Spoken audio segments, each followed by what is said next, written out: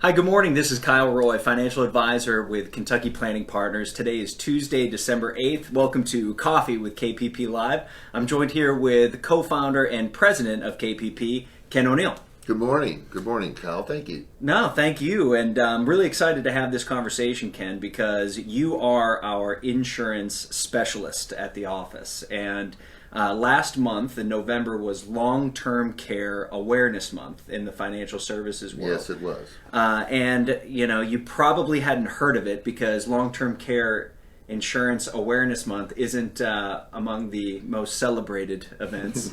Exciting event there, that's for sure. Yeah, and but it really is an important aspect. Long-term care and the need that it has, the importance of it. I know it's something that hits home for you. Absolutely. And this is something that you've been excited about for a long time. Yeah. It's it's one of those things that. With what we do for a living, the wealth management part of it tends to be the sexy part of the conversation. Mm-hmm. But as fiduciaries in a true planning firm, I think it's crucial that with our clients that we address what might happen over the horizon and look at things like long-term care and life insurance and make sure that's part of a well thought out plan. Even if someone decides not to proceed or not to cover that gap, mm-hmm. It's important that they at least made the educated decision. Yeah, and traditionally life insurance is something that's been perceptively sold, not necessarily bought, right? There's a salesman or sales or commissionable aspect that people feel like, I don't like life insurance. It's something that is sold by what people think are maybe sleazy characters, but the bottom line is insurance is an extremely important part of the financial planning process, sure. Like you said. And in today's conversation, we're going to cover four main aspects of long-term care insurance. The first, Ken's going to walk through the statistics. Why you should be thinking about long-term care. What's the probabilities that you might need it or a loved one may need it at some point in the future, and also the cost of it. Certainly. Second, we're going to walk through the history of long-term care. Believe it or not, long-term care has been around for 40 years, and the industry has changed dramatically over that period of time, and Ken's going to walk through that. Right. Third, we're going to walk through why an individual, regardless of where you are in your life, some things that you should think about with regard to long-term care. When should you start thinking about it? Whether or not your employer offers it. And we're going to walk into some of those details, but we're going to sure. keep it relatively high level. Yes. And lastly, if you're an employer, whether a small or mid-sized business employer or you're an executive in a large corporation, Ken's going to talk about some of the benefits of offering long-term care insurance as a benefit to your employees. Certainly. So first and foremost, Ken, why? Why long-term care insurance? Why should somebody be thinking about it? Well, that's a very good question. Thank you. And Colin, I just want to stress, when you have 20 minutes to do these, this is really meant to be just a broad overview of some of the general statistics. So, we can really get into the weeds, but I don't think everybody wants to have a 4-hour coffee with KPP on a Tuesday morning, so we'll keep this short and brief. That's right. At the end of the day, over 50% of the people over 65, most of this information comes from the Long-Term Care Institute, for which I'm certified in long-term care. But if you're a couple, there's well over a 50% chance that one or both of you are going to need long-term care at some point in your life. And what do I mean by that? It may be in-home care. It may be assisted living care. It may ultimately, God forbid, be nursing home care. Mm-hmm. The one thing I always stress is long-term care insurance. A lot of people think of it as nursing home insurance. Well, I've yet to meet a client in 20 years that said, boy, I can't wait to go to the nursing home, mm-hmm. Ken. As a matter of fact, it's not nursing home insurance, it's stay-at-home insurance. And so policies that are written, it will send people into your house to take care of you in your house because most people don't want to leave their house. So the average cost, for instance, and this varies a lot from state to state. Up in the Northeast, it can be extremely expensive compared to down south. Mm-hmm. But the average person will spend $172,000 a year if they need long-term care. So on a couple, that's almost $350,000. Another thing that I find extremely, and this is important when I think it comes, do I want to get it? Because no one likes to write a check every month or once a year for insurance. But if you look at people that are receiving care, 83% of the time, it's either a friend or family member that's providing that care. And if you look at that, that poses some real difficulties for the person receiving the care and for the person that is giving the care. For the person that's getting the care, they often don't want to have their kids or friends see them in a situation that I need you to come take care of me and make sure I can feed myself or bathe myself or, God forbid, toileting or things of that nature. And it's often very mentally and financially dragging on the individual giving that care, because most of the time the people that are given that care miss between 8 and 10 hours of work per week on their job providing that care for their loved ones. So there's a lot of different nuances and things that people consider that make them, if they really get down and think about it, say, oh my gosh, I don't want to put anyone in that situation, or B, I don't want to be in that situation. Yeah, and you said something that struck me when we were preparing for this conversation, is that, and I had thought about this, so I'm guilty of this too, is that most people think that long-term care insurance means nursing home insurance. So when you say 52% of Americans over 65 are going to need some sort of long-term care, Ken's not just relegating that to people that are going to need nursing home care. That's in-home care, some sort of assistance at some point in the future. 52%, and what you said is key. It's you said it's not nursing home care; it's stay-at-home insurance. Stay-at-home insurance. And I know personally in my family, my loved ones, my grandparents, we all know somebody that refuses to go into a nursing home at some point. Absolutely. And when you look at that more, there's a coin flip that if you're over 65, you are going to find yourself statistically in a situation where you're going to need assistance in long-term care. Well, having that level of protection and the financial wherewithal to do it, what that does is ensures your options to be able to live the life that you want to live, because if you don't have the assets or the insurance to cover it, you're going to find yourself relegated to whatever Medicaid is going to allow you to have, right? And some Medicaid facilities, I always say you can tell them being blindfolded. I mean, you can go and blindfolded and tell by the smell. So, a lot of times if you're financially able, people want to be in an area where it's nice, where they have more options.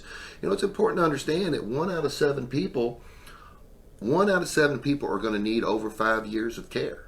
Wow. Because, with all of the advances in medicine, with the artificial hips and shoulders and knees that we're getting, we're living longer. With the statin drugs, people are keeping their cholesterol down. We tend to be wearing out, not burning out. So although it's nice to live a longer life, it also seems like it increases your likelihood of eventually needing some sort of long-term care. Yeah. I mean, when we talk about life expectancy alone, when I teach Social Security, back in 1935 when Social Security began, life expectancy was 63 years old. Right. 100 years later, life expectancy is 85 for the average American. So, right. and with medical advances, who knows what the future will hold. So that's a good parlay into the history of long-term care insurance. So you've been providing your clients long-term care insurance for 2 decades. Right at it. 20 years. Right at it. And over that time, you've seen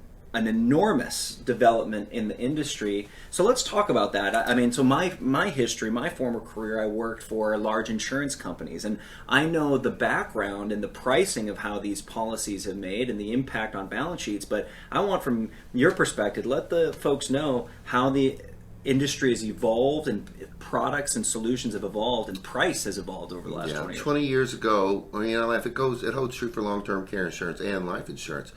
When I first got in this industry, long-term care application might be 8 or 10 pages long.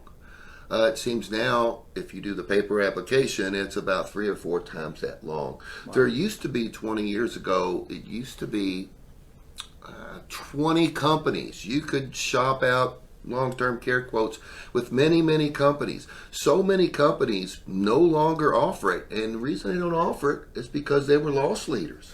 People keep long-term care insurance, and they use long-term care insurance. As a matter of fact, it's, from what I understand, the most frequently not dropped type of policy. So people get it, and they keep it. The thing about traditional long-term care, and I think later, towards the end, we're going to talk about how it's evolved in different types of policies and different ways you can cover it.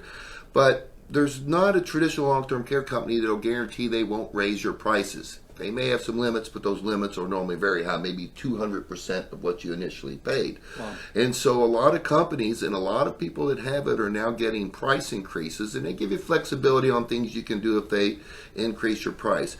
But if you have an old policy, I don't think I've ever seen one where it was advantageous to drop it and get a different one. Maybe supplement it with a little more. But one of the things we do here at Kentucky Planning Partners, we encourage people, look, bring in your policy, understand how it works.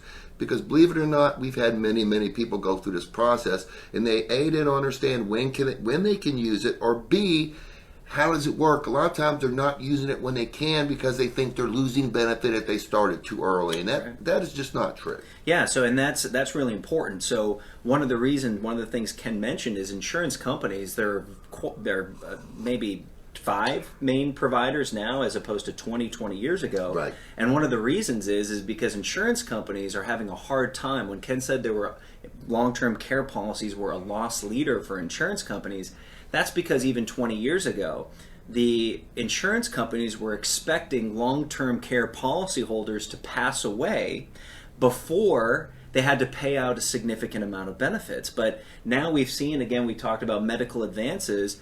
Insurance companies found that long-term care owners, the insurance owners, were living in assisted living facilities or living using that benefit a lot longer than what the actuaries had projected. So in other words, the insurance was poorly priced for the insurance company, but really attractive for you, for the consumer. So a lot of people, when we come in and we're meeting with clients, their parents might be in their 70s or 80s, and the question often comes up, what should we do with mom and dad's long-term care policy? They've been paying on it 20 years. They want to increase premium. And Ken, and you're pretty adamant, very, very rarely are people going to want to give up an old policy. Certainly. Because especially the older it is, it's probably poorly priced to the advantage of the consumer. Exactly. Well, everybody laughed. When I was 40 years old, I bought my own policy. I used to own a staffing company, and if you own 2% of any corporation, S Corp, LLC, C Corp, your company can pay literally for the premiums and write it off. And so for a business owner, it's very advantageous to be able to understand that that's the perk of owning a business, would be being able to do that. So I bought mine at 40, and a lot of my friends laughed at me. And now that they're buying them in their young 50s, they'll come back and say, what are you paying for your policy? And even though I've had 1 or 2 price increases in 15 years, when I look at what I'm getting now compared to what my friends are getting for substantially more, I will never drop my policy, simply for that reason. I mean, you said you've seen friends might come in priced more than twice what you're paying already. Absolutely. So that's extremely important. So understanding the history, and what you might think is, gosh, if I go in or have my long-term care policy reviewed by the advisors at KPP, are they going to try to sell me something? No, it's the opposite. We're going to applaud clients that come in, and especially new relationships that had the foresight and the ability and the prudence to have invested with a policy, and it just makes that financial plan so much more solid, so much more advantageous for the user and for the family. It's important. You've got a lot of money invested. It's important to know how it can benefit you and your family. That's right. And to close out that thought too, these policies come in all shapes and sizes, and the complexities of the solution might be part of the frustration that you have with your own or maybe your loved one's policies, because oftentimes you could have a Ferrari in your garage, but you're not driving it. You might not have any idea what type of benefits your policy provides. So getting Ken, quite frankly, or any of our team members to look at your policy could be hugely advantageous, because you might have been paying for benefits that you aren't leveraging. And if you're start leveraging what you're paying for, it'll make you happier, and B, it'll get you what you're paying. Sure. Many times, for instance, most policies, traditional long-term care, will pay a certain amount. Normally it's about 2 months of whatever the monthly benefit. So if your monthly benefit's $5,000 a month, it'll pay often like $10,000 to modify your home. I need more friendly doors. I have arthritis. I need the type of doorknobs that can open. Might build a ramp. It may make your tub where it's safer to get in and out of. So your policies will often pay that type of, bring up a good point too on the insurance side of it. If your house is paid for, most people don't say, hey, I think I'm going to drop my homeowner's insurance because my house is paid for. Right? That's right. If you're driving around a car that's paid for, you don't say, I don't think I need insurance. I always look at long-term care insurance. It's an insurance policy on your 401k. Because if often we have couples come in and they've developed a nice nest egg over 30, 40, or 50 years, and those two spouses that have been married for 40, 50, or 60 years, they want to make sure if something happens to one of them, and one of them needs long-term care, that they don't burn through all those assets at $5,000 to $10,000 a month, and then go run through that money and have that person unfortunately no longer be with us, and then the surviving spouse lives 10 more years destitute because all the money they saved is gone. Because one thing I've learned is that couples do take care of one another, all jokes aside. That's right, they do. And so let's transition there to who should be thinking about long-term care insurance. So at what stage should one start thinking about it? If you're working for a company, how can you know whether or not your company provides long-term care? So who should be thinking about this, Ken? Well, I mean, that's a lot of opinion going there. A lot of times when people say, mid, late 40s, early 50s, but remember, that is something you cannot get once you have the medical problem. I think, you can't call, the joke was, and I know you've heard it several times, is that, if your house is on fire and you're sitting there watching your house burn, you don't call up your property and casualty insurance agent and say, hey, I need to raise my coverage on my house. Can't put a seatbelt on in the middle of a car crash. Yeah, you can't put a seatbelt on in the middle of a car crash. Yeah. So, a lot of that depends on the specific, but, 40s, early 50s. I've had clients, my mom purchased her policy at age 70. She was fortunate to be able to get it, and it was expensive, but she bought it, and now she's using her policy. She's using the benefit to her benefit a lot. So, if your company has it, the one thing to remember is that it's portable. So if you work for a company and buy long-term care insurance, by law it has to be portable, meaning if you leave the company for any reason, you have the right to take that insurance with you. Which is huge. It's huge. It's normally substantially cheaper on a group policy, and depending on the number of people in the company, it's normally, they may have simplified underwriting. So if you do have a condition, you may be able to still get it in a group setting at a cheaper price. For the employer, I'm going to jump right in there. Yeah, for the employer, I think we've talked about if you have an employee that's caring for a loved one, they missed 8 to 10 hours. What does that do to the profitability of your company and the morale of the company?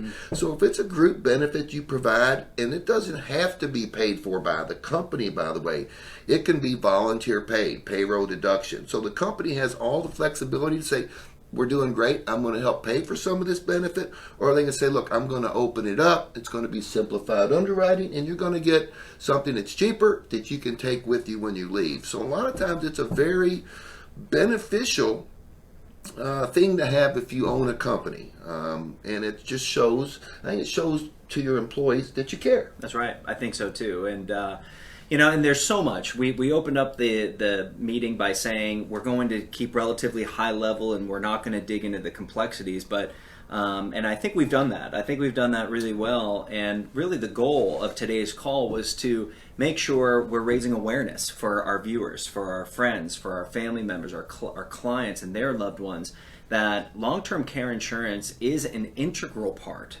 of the financial planning process. Absolutely. I love it when you said it's 401k insurance, so that if, God forbid, something happens to you, if you fall into that 52% of Americans that at some point will need assisted living, you'll be able to go into that circumstance knowing that it's not going to impoverish your spouse, or it's not going to affect your children or your grandchildren, and it can really help not only preserve your financial assets but also your legacy, because it could be the last 5-6 years that your children and your grandchildren spend with you, and to be able to have that freedom and flexibility to live it the way that you choose, it's an empowerment, and it really could help create long-term memories, positive memories for your family and your loved ones. Yeah, and most people don't like the thought of giving up 30, 40 years of their hard work to a nursing home. It's just not a place that most people say, well, I can't wait to go to the nursing home. It just, you don't see it. And quickly here, and I think we need to wrap things up, we'll talk about the ways people cover the long-term care. How do I cover that risk? And I know we've been talking about traditional long-term care. That's basically where you buy an insurance policy for you and or your spouse, and you have a certain amount of coverage, anything from 1 year to typically it's 5. It's very few companies offer unlimited coverage, meaning if you needed 10 years of care to cover that. That's one of the things that you see have just kind of went away. So it's one is traditional long-term care. Now, some people say I'm going to self-insure, and if you're fortunate enough to have that kind of money, and that's the type of thing we look at. Hey, if you've got X amount of money over here in your retirement account and your 401ks and you've been blessed financially, you may be able to say, I don't like paying for insurance. I'm going to choose to self-insure, and that's fine. But you want to understand how much does it cost to self-insure? Yeah, and maybe earmark some assets that you have in your plan and make sure that your financial advisor knows and understands that you're doing that. That you're making that choice to self-insure. There are life insurance policies that have riders on them. So there are life insurance policies you can buy that are traditionally lump sum that'll have a rider that'll cover long-term care. So if you don't use long-term care, if you are the person who just goes out and you die at 85 bungee jumping, then it'll pay a death benefit to your family. My attempt at humor. Be fun. It'll pay a death benefit to your family tax-free, but if you need it for long-term care, it'll cover a certain amount of benefit. Then it'll normally cover enough to pay like a burial policy, $10 to $15, maybe $20,000. The good thing about those is that once you buy those and pay for them, they tend to be contractually set. So I haven't seen one. Most of them, they don't say, we're going to come back and raise the price, which is one of the disadvantages of traditional long-term care. And there are some annuities out there that have riders that if you put in a certain amount of money, say you put in $300,000, and then 3 or 4 or 5 years later you need the benefit and it's grown to $400,000, instead of it paying 6 or 7% for living expenses, it'll pay double that amount, something like that. So it might pay 12% of $400,000 forever, should you need long-term care insurance. So there are a lot of different ways you can structure coverage, and a lot of that is due to how much liquid assets do I have on the side, how much income do I have coming in from pensions. So a lot of that depends on how your funds and money is structured. Yeah, and being an independent financial advisory firm, we and all of our advisors at KPP have the ability to offer you any of these options, quite frankly. So, yes. And Ken started, well, I'll end where Ken started by saying we are fiduciaries. We always put our clients' interests ahead of our own. And the only thing that matters about whether or not these investments are right for you, or ultimately which one you might decide, is your plan, your goal for your future, the assets that you've saved, and the vision of where you want to be in 5, 10, 20 years, and what your loved ones want to remember. It's about making an educated decision, because everybody has what they feel is important. We do have clients that come in and says, I'm willing to take that risk. But at that point, they've looked at it. They understand the numbers. They understand the math. And they say, I'm going to choose to take that chance because, here's what I'll get. That's right. All the guys in my family, all the males in my family live to be between 65 and 70. And then, bam, we have massive heart attacks. And we're gone. And that's not going to happen to you. And I'm not saying I believe it will. But with that being said, everybody, they at least make an educated decision on that, because it's an important decision. That's right. And there's not one advisor in the office that's going to necessarily sell that to you. we'll all advise and consult you on what your options may Absolutely. be. So with that said, thank you for joining us. We always, thank you very much. As always, hope this information was helpful. I know it was for me. I'm fortunate to be able to walk down the hall and we have clients ask questions about this. We have our in-house genius on long-term care and insurance needs. So Ken, thank you. Well, thank you very much. And again, once again, if someone wants to get a second opinion, how is this policy looking? How is it structured for myself or my parents or my grandparents?